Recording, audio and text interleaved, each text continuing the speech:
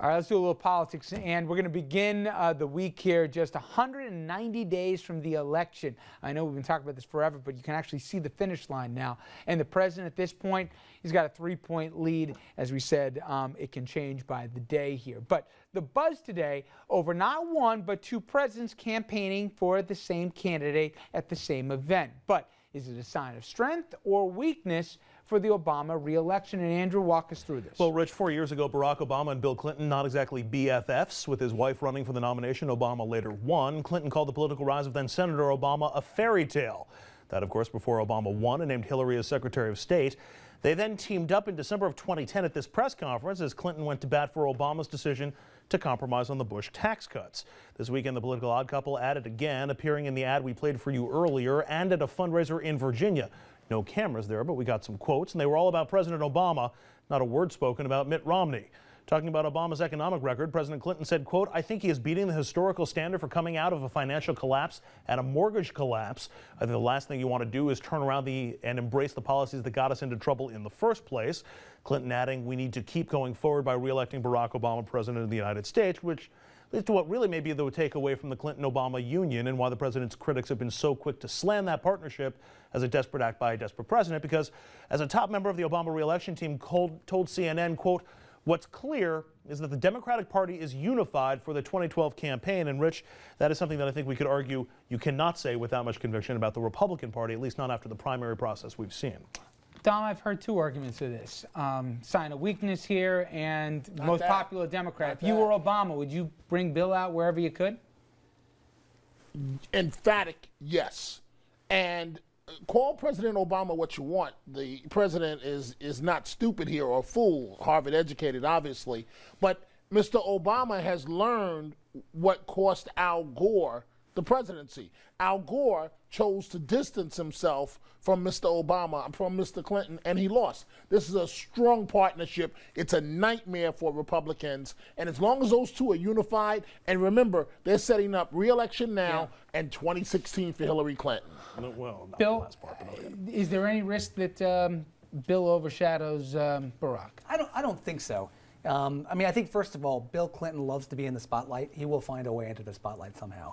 So I'm sure he's using for your own good, right? I'm sure he's been volunteering for this job for a while. But I think it's a good play as well. I mean, the last Democrat to win southern states was Bill Clinton.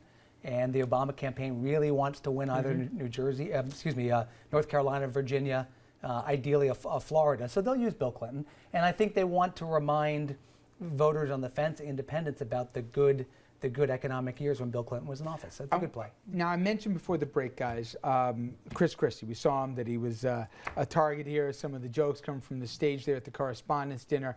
But what's he doing here? It's good or bad. He's been traveling all over the country, all over the globe here, getting himself in front of cameras, from Israel to Wisconsin now for the recall. Andrew, let me ask you here. Is there a chance that he's overplaying his hand? He's now saying, in fact, right, that he would consider a VP slot. He certainly seems to be doing his best to campaign for it. After deflecting all of the talk about it, he now says that he would talk to Mitt Romney about it. He's also about to hop a flight and go to Wisconsin tomorrow, where he's going to appear side by side with Scott Walker, who is the Republican governor there, who's being recalled because of his anti-union positions and really a whole lot of other... Recall attempt. Recall attempt. Yes. Okay, recall attempt. But Christie's been basically trying to separate himself from Walker since Walker was elected, saying I'm not that far out there, and now he's holding hands with him and saying, vote for this guy back in there. It's a little bit of overexposure and maybe a little bit of, I understand wanting to be friendly with other Republicans and wanting to help out a Republican in need, but Bill, for me, you ask these guys. If I was Romney, I would have picked Christie from the get-go. I think he brings an energy that you're not going to find with somebody else, as much trouble as he does in Northeast and all the rest. That said, this guy, if he's not on national network TV every morning or every weekend, he's not in New Jersey. At a certain point here, he seems, like we were talking last time, a little desperate here, going wherever, anywhere, and any time here to get some press. I mean, I think he's doing what candidates that plan to run for president do, is they go and they build up favors around the country. They go and they fundraise for people. If they can draw a crowd, they draw the crowd for somebody else. He's helping the governor of Wisconsin. If you were a consultant, would you tell him to cool it? No, I'd let him do his thing. But the one which Dominic mentioned earlier, the one thing that you have to watch out for with the Chris Christie is if he were to be the VP pick, he could overshadow Mitt Romney. There's no way in the world that he will be on the ticket. None. I don't think None. All Absolute. The chances are zero. All right, I say not so fast, my friend. But we're going to take a break here, a quick break here. When we come back, we're going to tell you about the big story tomorrow, whether you love it or hate it. Occupy Wall Street will be back in a big way on May Day. We'll tell you all about that after this.